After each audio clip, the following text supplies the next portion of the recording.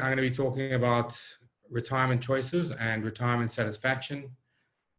My name is Fabio Brogneri. I know both of you, and maybe out there, maybe you kind of already retired. Maybe you just want a little bit more from that, or maybe you're getting close to retirement and you want to make sure that you're setting yourself up to make sure that your retirement is as perfect as you've always imagined it to be. And so that's really what this webinar is about.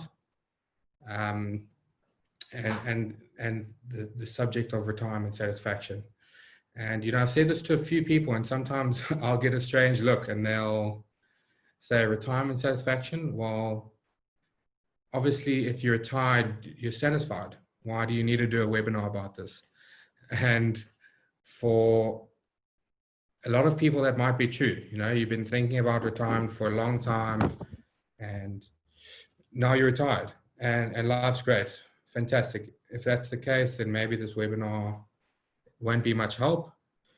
But if you're tired and you want a little bit more from it, or you want to feel more fulfilled, or if you're about to retire, you want to make sure that it's going to be the best retirement possible for you, then obviously stick around. I've done a lot of research on this topic.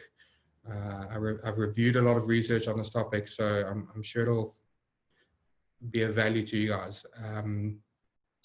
Just a little bit of housekeeping for you guys. I'm going to keep the questions till the end.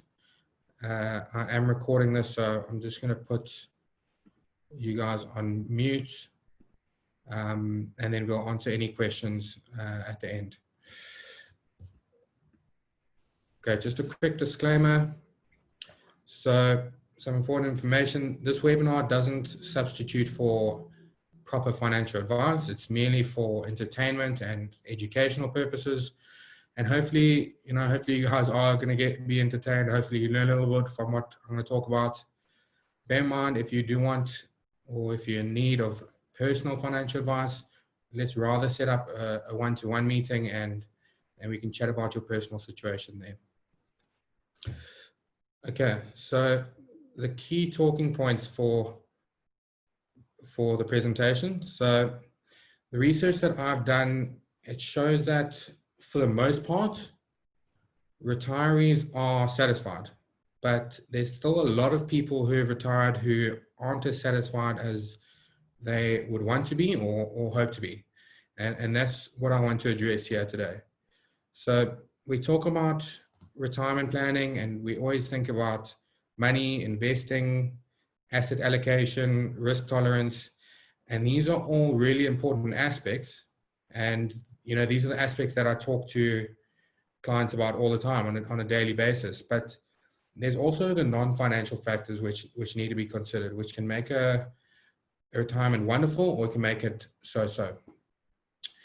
And lastly, financial advisors may be in a great position to help people bridge the gap. So we know that financial advisors generally focus on financial matters, makes sense, but they're also called upon to know so much about their clients' lives. For example, you know, the relationships I have with my clients, I know a lot about their lives outside of their financial realms. It gets really personal. You know, I know a great deal about them, their hopes, their dreams, their fears, what they've experienced, and it puts advisors in a great position to help clients get the best retirement possible for them.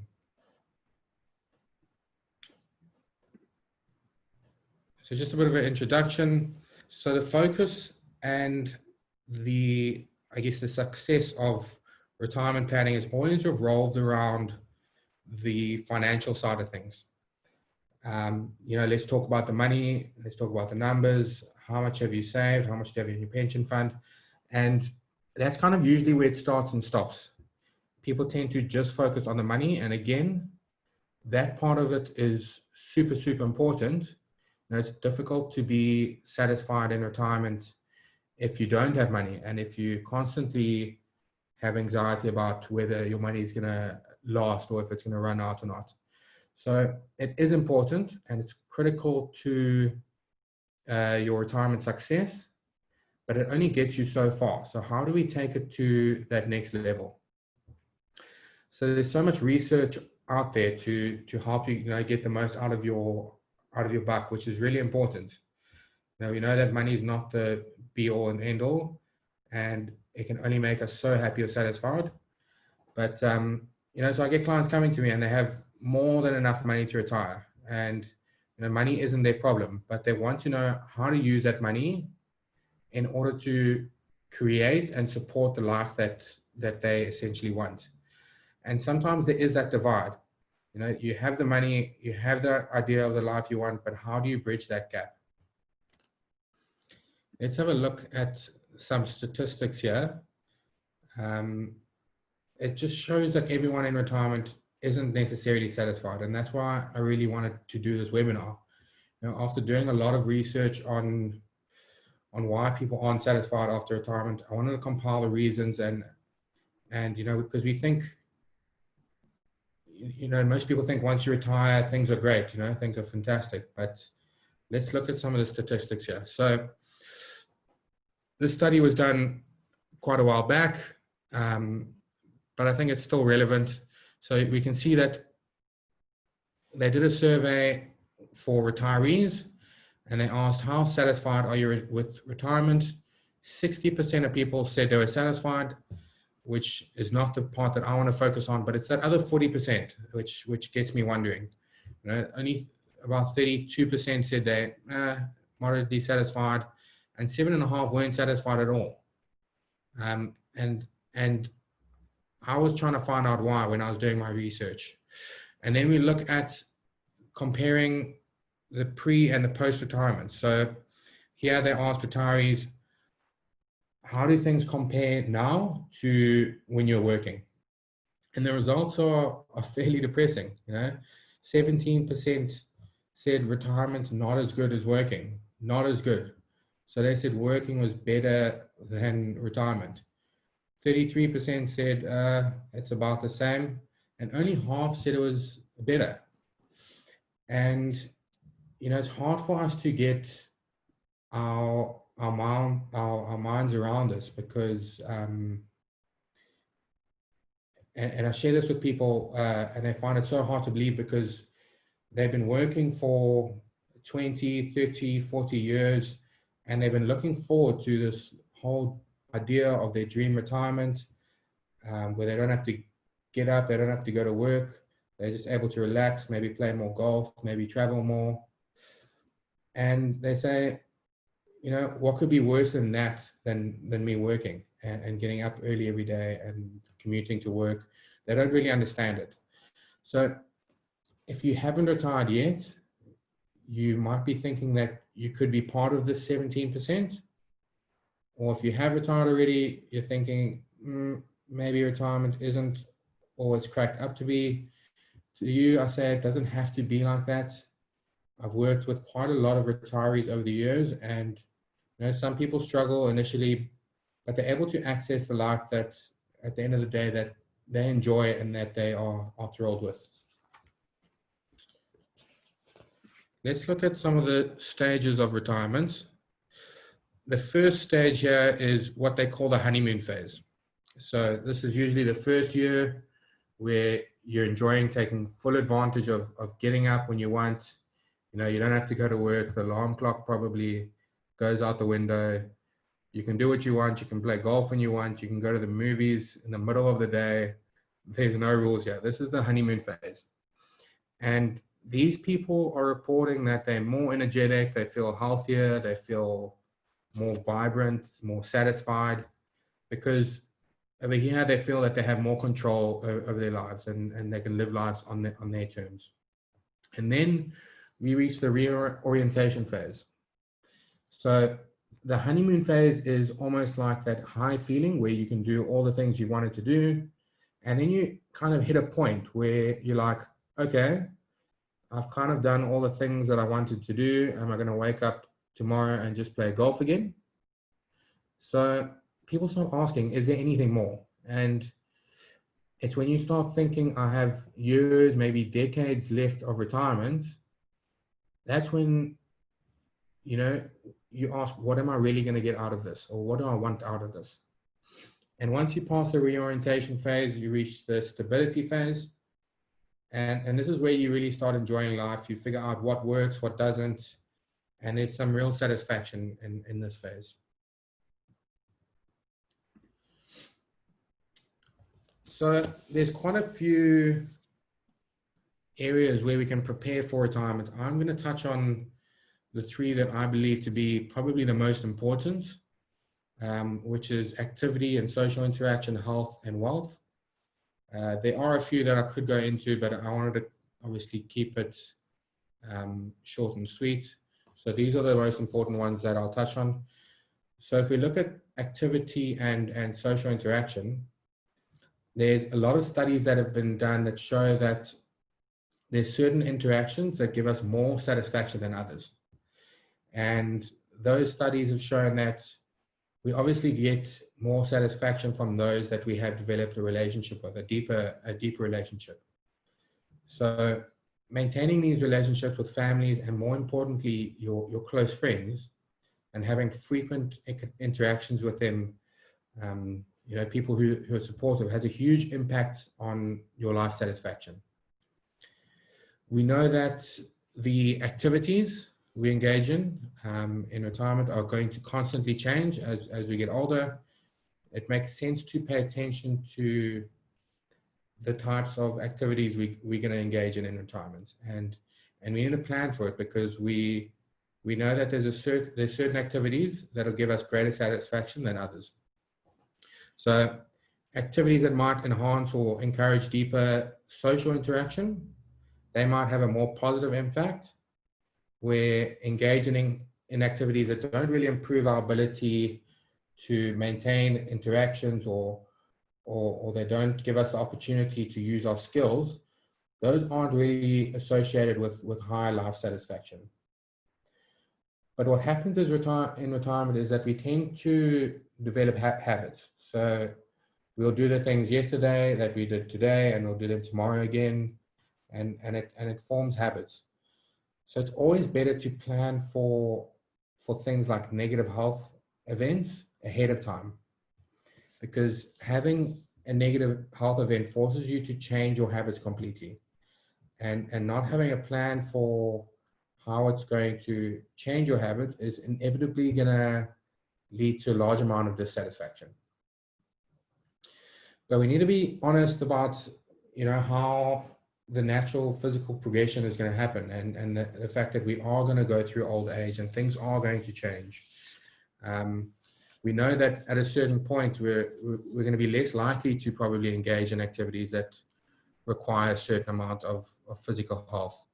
So we can anticipate that ahead of time. How are we going to change our living situation in order to deal with that inevitable change in our physical abilities? And I think if we plan for it, we decide at some point that we've reached that stage.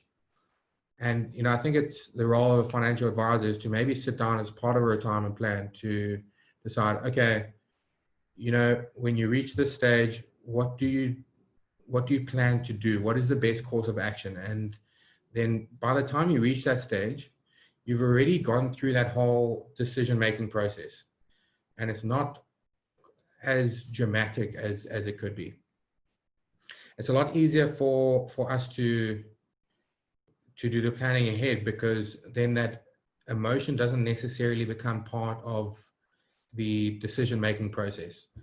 That when we're in the moment and we have emotions, sometimes they take over, and by the time you've reached a significant physical decline, we may not be able to, or we may not have the ability to take some of those more complex choices, and that we could have handled easier in retirement. So there's plenty of enjoyable things that you can do when you're slightly less active. I mean, in your 60s and 70s, you could probably enjoy playing tennis and golf and sports and those kind of things. But maybe when you're going into your 80s, if you're lucky enough, you can enjoy the luxuries like cruises and those type of activities.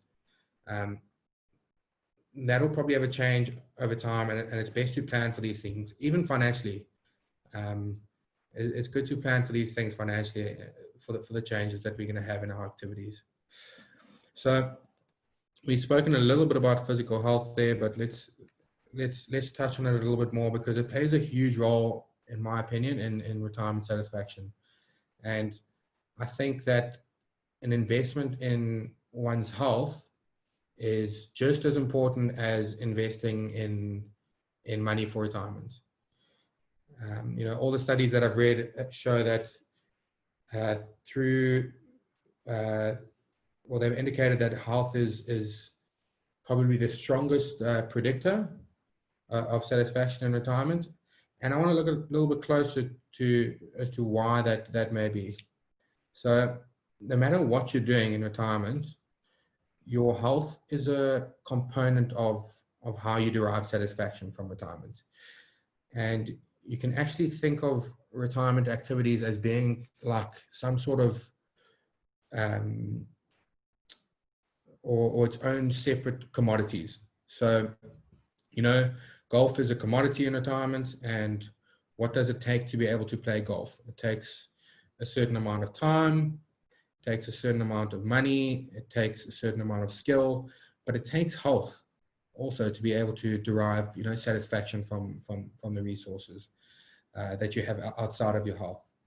So health essentially becomes the number one resource that you can save up in order to get the most out of your retirement.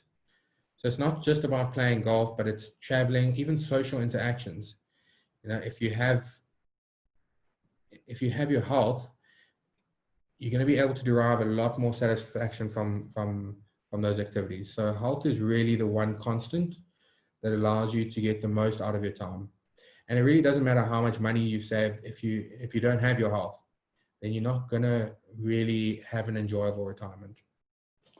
I see health as I look at it as an investment. So you spend time, you spend efforts. It's not always pleasant. Maybe playing tennis, playing golf, those kind of things are fun. But working out, jogging, these things are not necessarily a whole lot of fun.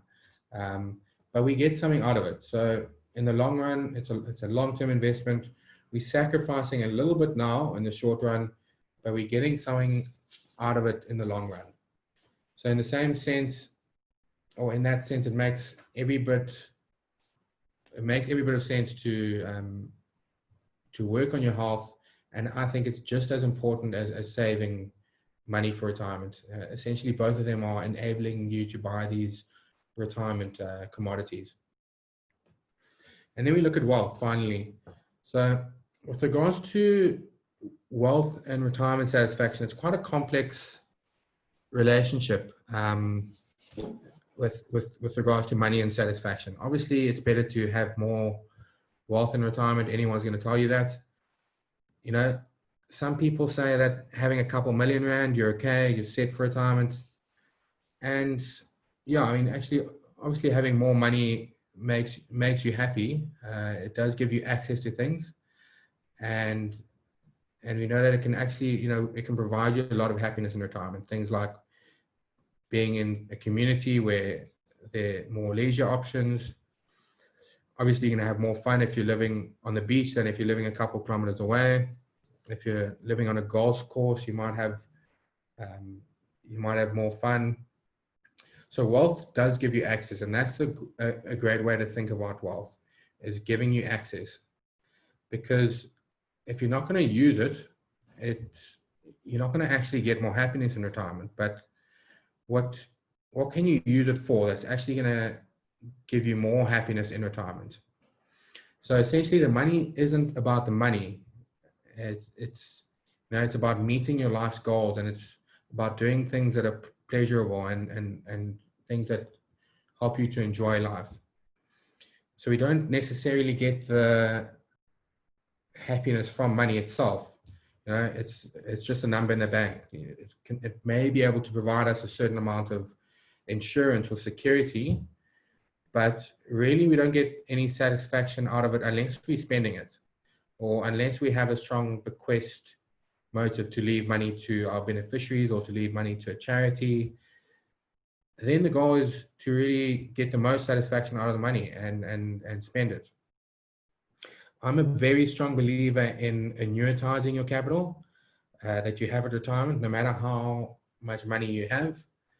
And I think we're lucky that we live in a country where majority of your retirement savings has to be annuitized by law. So that people don't go and spend all their savings on things like renovations, buying a new car, etc. So when you buy these annuities, it allows you to meet your income needs, and it also frees up your other assets so that you're not thinking about them. It allows you to enjoy your money and spend it, and any other money that you have in savings or you're able to give away or you can save, but get enjoyment out of it. So let's have a look at living annuities versus life annuities. These are the two options you get when it comes to post-retirement planning. Once you look at retiring, these are the options that are going to be available to you. So what we're seeing in South Africa is a big move away from the life annuities. About 9 out of 10 South Africans actually invest into living annuities. So it's become a far more popular product. And some of the reasons why living annuities are more popular is that they have a lot more flexibility in living annuities. So if you're 65 years old, you may not know exactly how much income you're going to need. You might say, well, for the next 5 years, I'm going to be traveling, therefore I need a lot of money. But then after that, I'd probably need less money. Or I'm not sure of my income needs, or maybe I'm going to emigrate, or maybe this happens. But in a life annuity, you have no flexibility whatsoever. So whatever terms you sign up for on day one, those terms are then around forever. So it's quite restrictive in that sense, where living annuities, you have more flexibility. And then in a living annuity, the capital is yours. So if you pass away, then the capital is there for your spouse or any of your beneficiaries. Whereas in the life annuity, typically what happens is that if you pass away, depending on how it's structured, but if you pass away, then your spouse or the surviving spouse will get 75% of the income. After that surviving spouse passes on, there's no capital there for your beneficiaries. So people also prefer living annuities because it provides an estate. And for your higher income earners, a living annuity or the capital in your living annuity is not part of your estate. So you actually don't pay any estate duty on it when you pass away. So it's actually quite a good and tax effective investment for your high net worth people not to pay estate duty on. So how much income can I withdraw from my investments when I retire? Or what is the most income I can pull from my retirement accounts without running out of money? So these are a couple of questions I get asked pretty often, and they seem like very simple questions, but the answer is not simple at all. And trying to answer these questions is probably, I'd say, probably the hardest problem that financial advisors face these days. One of the most common answers to use is the 4% rule. The 4% rule, it's quite a widely discussed and well-known approach, and it tries to answer the question of how much can you withdraw from your investment in retirement. It's popular because it makes this complicated, messy question easy to answer, but it can often be very, very misunderstood. Let's have a look at some of the strengths and weaknesses. So here we see that the 4% rule, it's obviously very simple. It focuses on safety. There was a study done on it. And when they did the study, in those conditions, there was a 100% success rate. Your money increases with inflation as well. So there's a very low likelihood of you running out of money. The weaknesses, however, because the study was done with very specific conditions and very specific allocations when it comes to investing, it's not guaranteed that it's going to work for everyone. So if you're in a low interest environment or you live longer. All these things have to be taken into account. And that's why just saying 4% is going to work for everyone is probably not true. And it really depends on your unique living situations.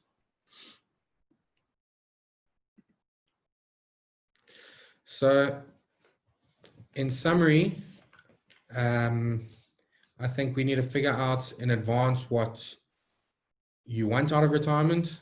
And by that, I mean things like how you'll spend your days, where you'll spend them, and what's going to make you feel more fulfilled.